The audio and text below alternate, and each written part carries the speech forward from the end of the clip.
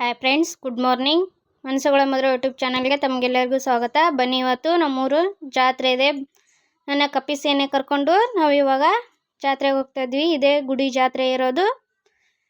ಯಾವ ದೇವ್ರ ಜಾತ್ರೆ ಅಂದರೆ ಶರಣ ಬಸವೇಶ್ವರ ಜಾತ್ರೆ ಇರೋದು. ಬನ್ನಿ ನಮ್ಮ ಜೊತೆ ನೀವು ಕೂಡ ಶರಣ ಬಸವೇಶ್ವರನ ದರ್ಶನ ಮಾಡೋಣ.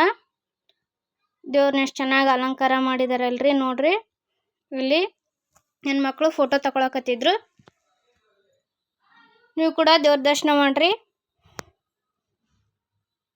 ಇದು ಶರಣ ಬಸವೇಶ್ವರ ಪುರಾಣ ಹಚ್ತಾರ. ಒಂದು ತಿಂಗಳು ಶರಣ ಬಸವೇಶ್ವರ ಪುರಾಣ ಹಚ್ತಾರ. ಪುರಾಣದ ಗದಿಗೆ ಆಮೇಲೆ ಬಾಜುದಲ್ಲಿ ಒಂದು ತೊಟ್ಲ ಇದೆಯಲ್ಲ, ಆ ತೊಟ್ಟದಲ್ಲಿ ಶರಣ ಬಸವೇಶ್ವರ ನಾಮಕರಣ ಮಾಡ್ತಾರೆ. ನಾಮಕರಣಕ್ಕೋಸ್ಕರ ಒಂದು ಗೊಂಬೆ ಹಾಕಿದ್ದಾರೆ.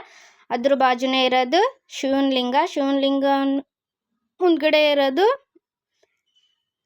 ನಂದಿ ಅಲ್ರಿ. ಯಾವಾಗಲೂ ಪ್ರತಿ ಸಾರಿ ಶಿವನ ದೇವಸ್ಥಾನ ಎಲ್ಲಿರ್ತ ಅಲ್ಲೆಲ್ಲ ನಂದಿ ಇರ್ತಾನ.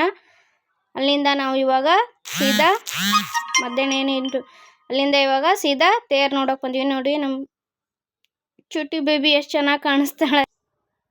ಇವಾಗ ನಾವು ಎಲ್ಲ ದೇವ್ರ ದರ್ಶನ ಮಾಡ್ಕೊಂಡು ತೇರು ನೋಡೋಕೆ ಬಂದಿದ್ವಿ. ವಿಡಿಯೋ ಯಾರಿಗೆಲ್ಲ ಇಷ್ಟ ಆಗಿದೆ ಒಂದು ಲೈಕ್